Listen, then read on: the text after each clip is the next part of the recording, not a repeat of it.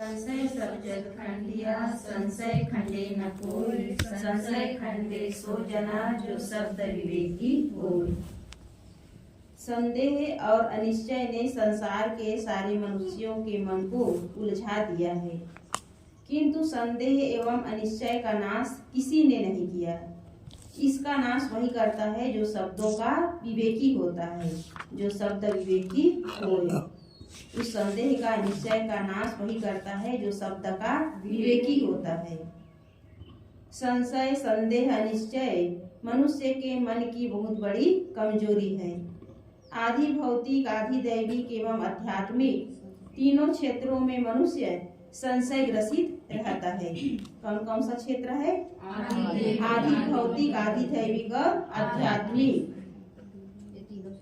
आधि भौतिक क्षेत्र की बात यहाँ पहले बता रहे हैं कि पत्नी यदि किसी दूसरे पुरुष से हंसकर बातें कर ले तो पति के मन में संशय होने लगता है कि इसका मन पर पुरुष पर तो नहीं विचलित है। और यदि पति थोड़ी देर रात में घर लौटा और कारणवश यह घटना कई दिनों तक हुई तो पत्नी का मन अपने पति के लिए शंकालु हो जाता है कि यदि यह कहीं पराई स्त्री में तो नहीं लग रहा है। माता पिता अपने युवक लड़के पर संदेह करने लगते हैं कि यह अपनी पत्नी के अधीन तो नहीं होता जा रहा है, तो बुढ़ापे में हमारी सेवा करेगा भी कि नहीं। लड़के माता पिता के प्रति संदेह करने लगते हैं कि इन्होंने अपना धन हमसे छिपा करके तो नहीं रखा है। भाई पर संदेह होने लगता है, ये हमें बेवकूफ तो नहीं बनाता होगा। मित्र पर संदेह, पड़ोसी पर संदेह, दुकानदार पर भी हमें संदेह होता है कि यह हमें ठग तो नहीं रहा है। आदमी मिथ्या स्वार्थ की पूर्ति में इतना चालाक हो गया है कि उसका अपना ही मन, उसका ही छली मन हर जगह प्रतिबिंबित होता रहता है। ऐसा भी अवसर आता है कि लोग हमें छलते हैं, परंतु अधिक तो हमारे मन की कमजोरी होती है और हम कौवे की तरह सब पर संदेह करते रहते हैं। जिसका मन जितना अनैतिक होता है उसका मन उतना ही सब पर संदेह करने वाला होता है।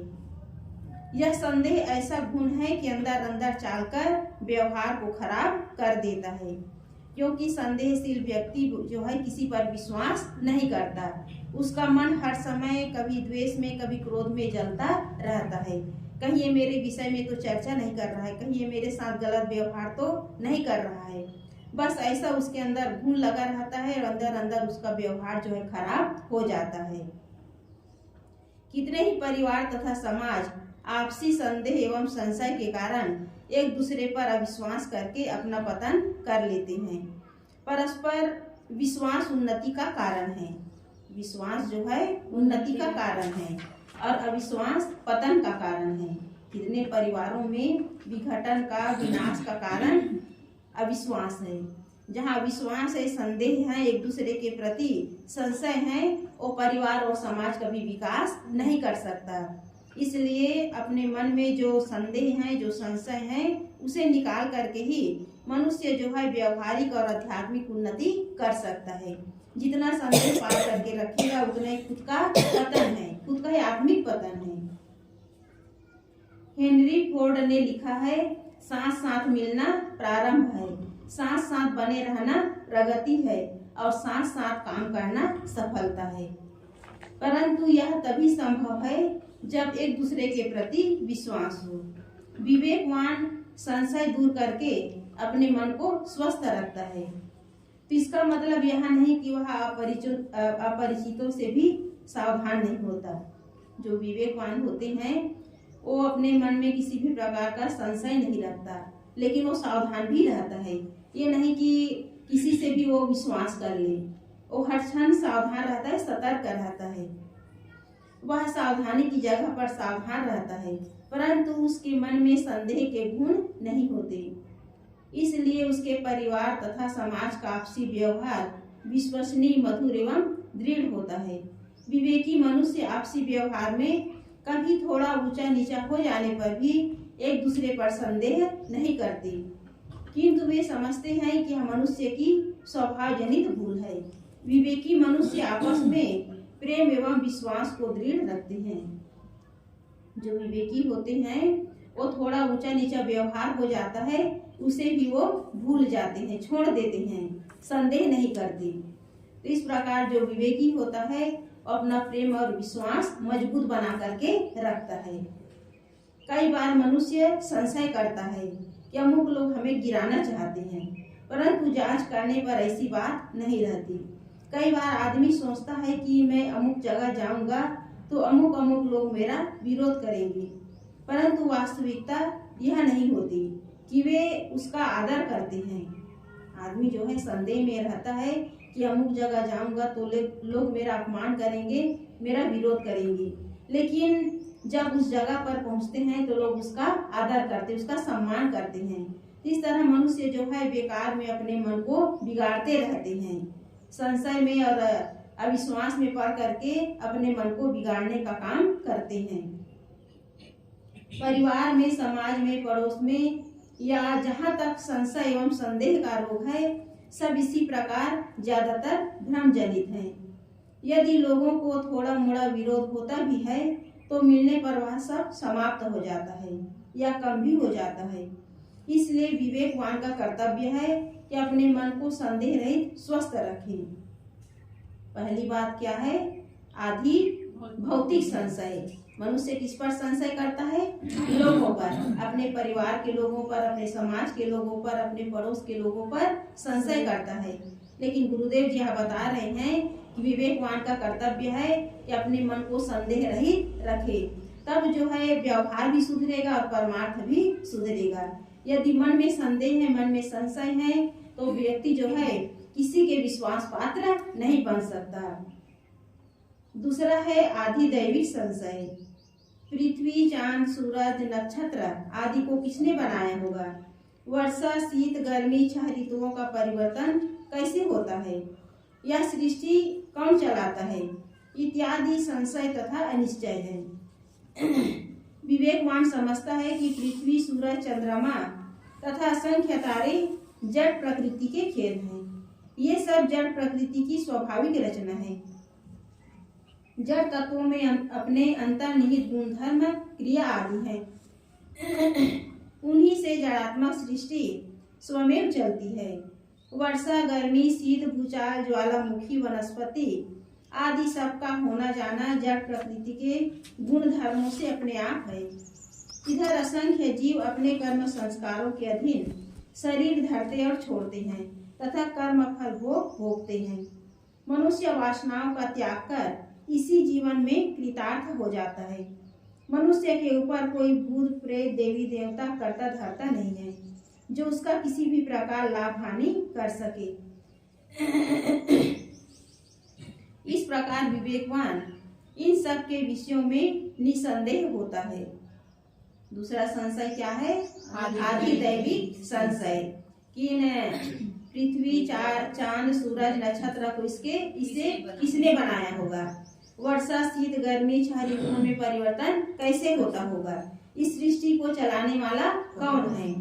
इत्यादि संशय मनुष्य के अंदर भरा हुआ है और लोगों को जड़ चेतन का यथार्थ बोध न होने के कारण लोग यही समझते हैं कि पानी जो है ईश्वर बरसाता है, चांद सूर्य को बनाने वाला कोई भगवान होगा, दिन रात को बनाने वाला कोई भगवान होगा।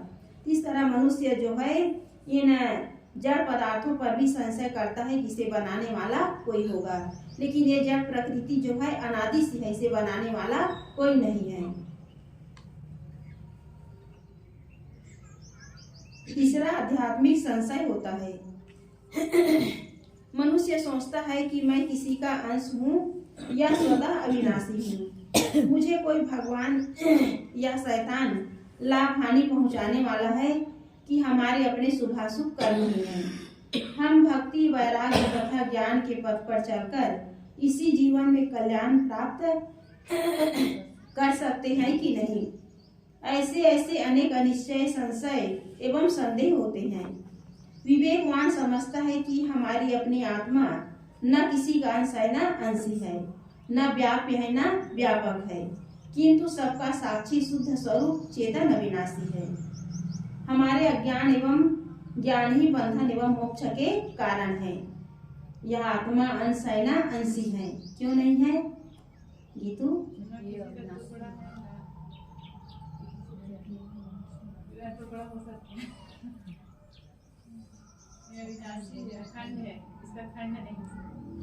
जीव जो है अखंड स्वरूप है, यह किसी से बना नहीं है, और जो बनता है उसका नाश होता है।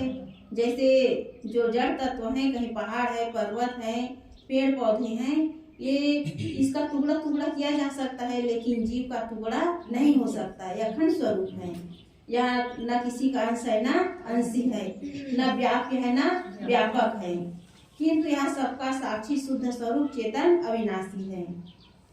हमारे अपने अज्ञान तथा ज्ञान ही इसके बंधन एवं मोक्ष के कारण है। बंधन और मोक्ष का कारण क्या है? ज्ञान और अज्ञान। यदि हमारे अंदर अज्ञान है तो यही बंधन का कारण है, और यदि ज्ञान हो गया, अपनी आत्मा का ज्ञान हो गया, तो यही मोक्ष का कारण है।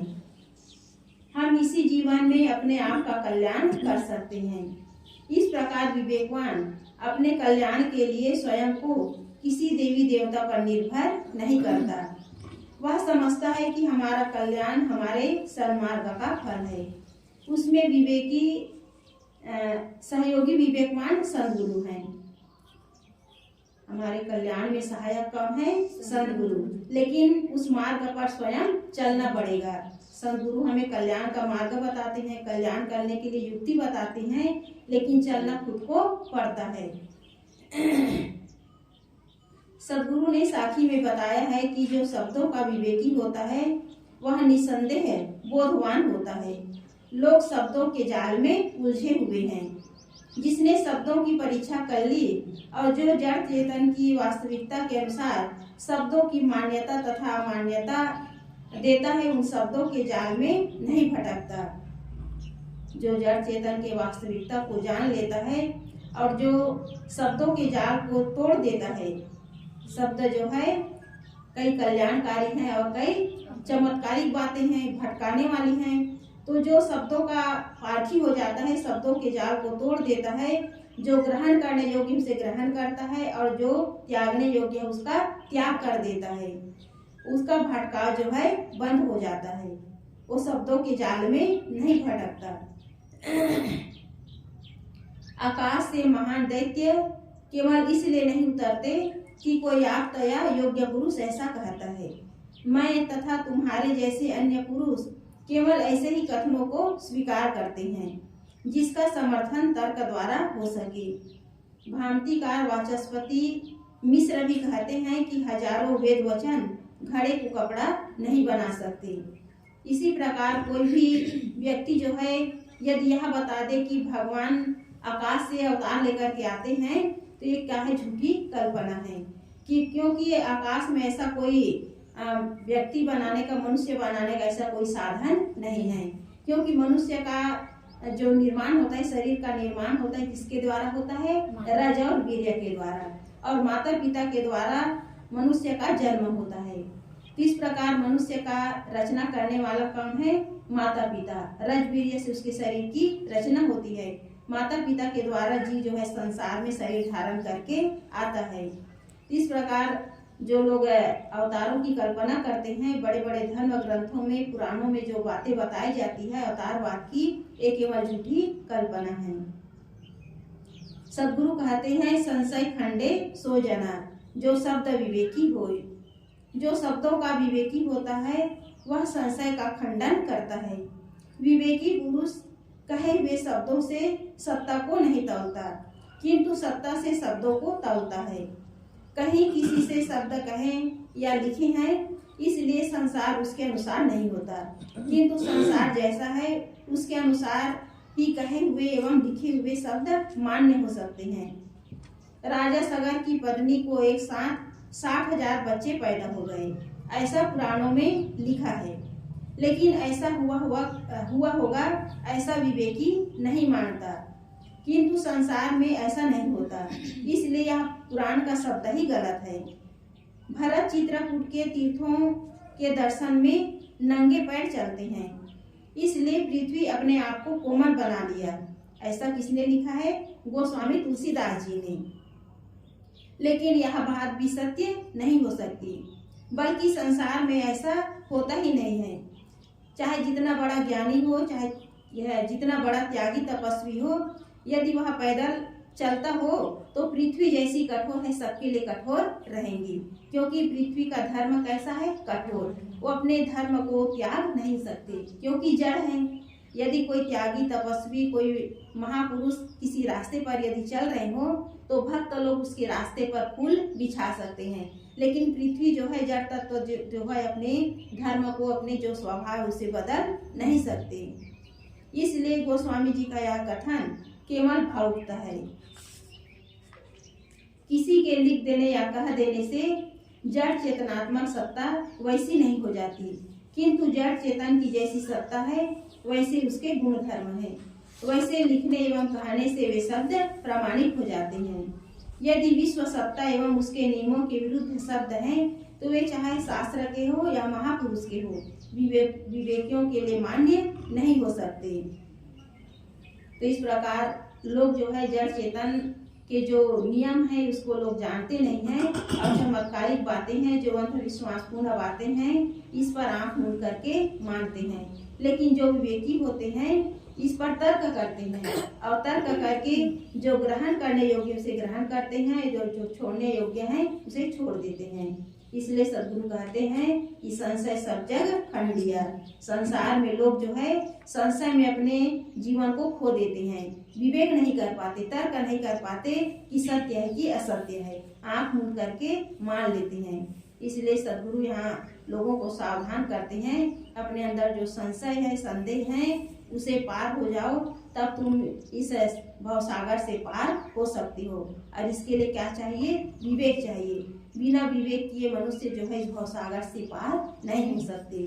संशय में और अनेक प्रकार के अंधविश्वास में अपने जीवन को खो देते हैं। तो सद्गुरु लोगों को सावधान करते हैं कि अपने अंदर जो संदेह है, अनिश्चय की जो भावना है, उसका पूरी तरह से खंडन करके, उसे नाश करके तुम विवेकी बन करके अपने आप को ऊपर उठा सकते हो। क्योंकि मनुष्य कमजोर क्यों बनता है? संदेह के कारण, और संदेह के कारण कमजोर बन के अपने व्यवहारिक और आध्यात्मिक पद से वो पीछे हट जाते हैं, अपना आत्मिक पतन कर लेते हैं। इसलिए आध्यात्मिक उन्नति के लिए, व्यवहारिक जीवन को सफल बनाने के लिए अपने अंदर जो संदेह है उसे पूरी तरह उसका नाश करना होगा, तब व्यक्ति जो है अपने जीवन में सफल हो सकते हैं। व्याप्य और व्यापक, चल बता।